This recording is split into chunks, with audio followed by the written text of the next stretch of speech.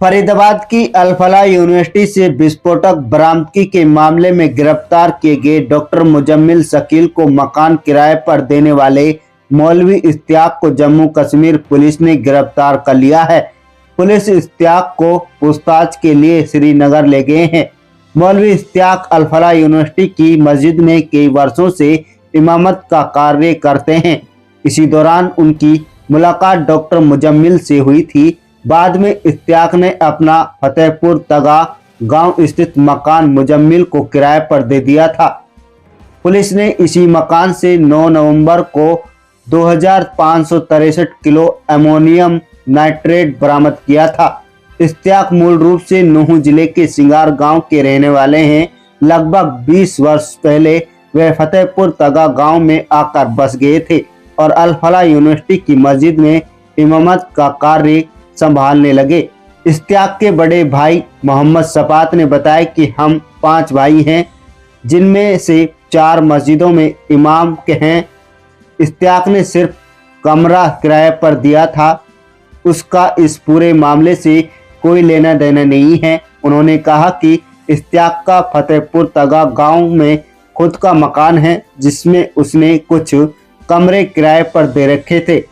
उन्हीं में से एक कमरा डॉक्टर मुजम्मिल को दिया था। वहीं इश्तियाक की मां जैतूनी ने बताया कि मेरा बेटा बेकसूर है, वह अल-फलाह यूनिवर्सिटी में मस्जिद में इमामत का कार्य करता है। उसने सिर्फ मकान किराए पर दिया था, बाकी किसी भी गलत काम से उसका कोई संबंध नहीं है। जैतूनी वो गलत लगा बेटा, मेरा बाप कोई काम है इसको गलत करे ही ना। ये जो घरों लगा ये गलत झूठा लगा है। झूठे लगा? हाँ झूठा लगा है। कितने साल से वहाँ पर? 20 साल से रह रहे हो तो हूँ। बच्चा जितने उनके हों की पैदाश। अच्छा। पशु वसु हूँ निराखना अल-फलाह में। अल-फलाह को इमाम है। अल-फलाह वो अल-फलाही वाले तनख्वाह दे रही है।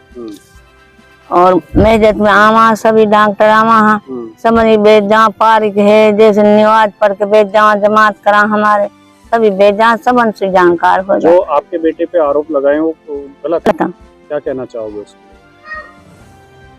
क्या कहना चाहें कि हमारे भाई हम तो कहा बेटा हमारे बेटा के गलत अल्लाह निर्दोष कर दे। अब किराया दे रखा, अब तो हमने वह कहा पर तो हम कहा हमारे भर रहा को किरावात मत पड़ रहे और किसान मत चलना रहे। नाम मोहम्मद सफात, तक मेरा भाई है मुझसे। तो कितने साल पहले यहाँ रहते थे और कितने साल पहले? 20 सालों से वो इमामत करते हैं वहाँ पे। शादी से पहले ही मैंने उसको लगा दिया था मस्जिद में। तो वो मस्जिद है अल-फलाह कॉलेज की वो मस्जिद है, कॉलेज की तरफ से ही वो इमाम है वहाँ पे। तो 20 सालों से वहीं रह रहे हैं और बच्चे भी उसके वहीं रहते हैं। बाकी वैसे हमारा भी आना जाना होता है, हम भी आते जाते हैं, वो भी आता जाता है, ऐसा कोई मामला नहीं है। बाकी उसने जो है फतेहपुर में एक जगह ली थी, उसमें मकान बनाए थे 4 कमरे। वो कमरों को किरायों पे उस दिन से किरायों पे चलते थे वो। उसमें से एक कमरा इस डॉक्टर ने भी ले लिया था, पता नहीं कब लिया, ये तो हमें पता नहीं, साल पहले लिया, महीने पहले लिया, कब लिया। उसके बाद में अब हमें पता नहीं उसमें किराएदार क्या कर रहा है। हमारे और कमरे भी किराए पे ही पर ही चलते हैं, हम वहाँ देखने के लिए तो जाते नहीं है उसमें किराएदार कब सो रहा है कब जग रहा है। महीने नहीं जाते, 2 महीने नहीं जाते, तो किराया लेने के लिए जाते हैं और कोई वास्ता नहीं पड़ता हमारा। उस कमरे से जो बता रहे हैं कि उसमें से कट्टा निकला है, ये लोगों की बात है। सर जो मीडिया जो है वो बता रही है कि उसमें RDX निकला है, कुछ लोग बता रहे हैं कि उसमें कोई और दूसरा केमिकल है, और कुछ लोग कह रहे हैं कि उसमें खाद वगैरह है, बीज वगैरह है। अब देखो ये तो पुष्टि करने के बाद में ही पता पड़ेगा कि उसमें क्या निकला है, उसकी जो जांच होगी क्या है क्या नहीं है, ये मामला है। भाई से बात हुई थी क्या, मैं अभी एक रोज़ दिल्ली गया था तो मैं उधर से घर पे होकर के आया था। शाम में मगरिब के बाद में वहीं था, मैं खाना खा के तब आया था मिल कर। डायरेक्टर वहाँ पे हमारे सारे बच्चे थे और मेरा भाई भी था, हमारी भाभी भी थी। उसके बाद में मैं आया वहाँ से 8-9 बजे।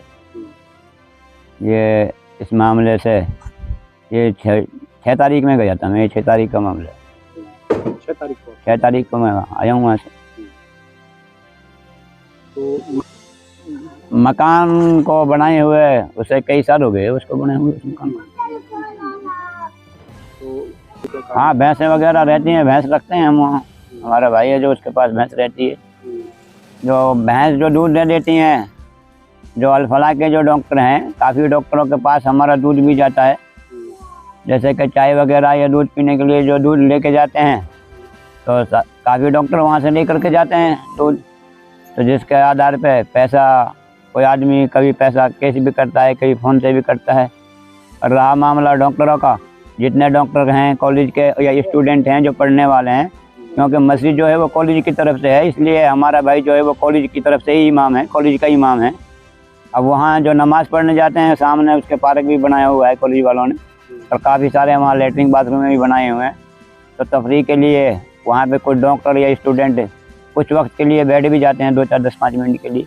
इसलिए अब जिस आदमी को 20 साल रहते हुए हो गए तो कॉलेज के हिसाब से सबसे जान पहचान होगी, सारे डॉक्टरों से ही वास्ता पड़ता भी है, क्योंकि ख़ासतौर से इमाम का वास्ता रहता है मुक़्तदियों से। मुक़्तदी वहाँ कॉलेज वाले ही तो हैं, मुक़्तदी जो हैं जो कॉलेज के अंदर रहते हैं, चाहे वो स्टूडेंट है, चाहे वो डॉक्टर है, चाहे वो से कोई आदमी है, वो गनमैन है, जो भी नमाज़ पढ़ते होगा उसका वो इमाम है। इमाम का वास्ता मुक़्तदी से होता है। हम इसको बिल्कुल गलत मानते हैं, क्योंकि हमारा कोई वास्ता नहीं है ऐसा, और हमारे गांव से आज तक हम उम्मीद करते हैं कि हमारे नाम से पुलिस में रिपोर्ट भी नहीं होगी। हमारे किसी ख़ानदान, काका ताऊ बाप दादाओं के करीब दौर से किसी भी परिवार में किसी के नाम से कोई ऐसा मामला नहीं है, ना हमारा कोई ऐसा भाई या काका ताऊ का या हमारा और कोई छोटा भाई इस ऐसी चीज़ से कोई वास्ता नहीं रखते हम। हमारा काम है, हम इमामत करते हैं मस्जिदों में। मैं खुद भी इमाम हूँ, जाकी बड़ी मस्जिद का इमाम हूँ। मुझसे छोटा है वो भी गांव की मस्जिद का इमाम है, जामा मस्जिद का। और जो हमारे छोटे वाला भाई है वो भी गांव की ही मस्जिद के इमाम है। अल्हम्दुलिल्लाह हम इमामत का ही काम करते हैं। हमारे बाप ने हमें पढ़ाया कि वसीयत की कि भाई तुम्हें इमामत करनी है, तो हम इमामत करते हैं। इसलिए तो हम 5 भाई हैं। 5 इमामत। हाँ जी अल्हम्दुलिल्लाह। एक भाई इस वक्त नहीं कर रहा, 4 इमामत कर रहे हैं। अल्लाह करम।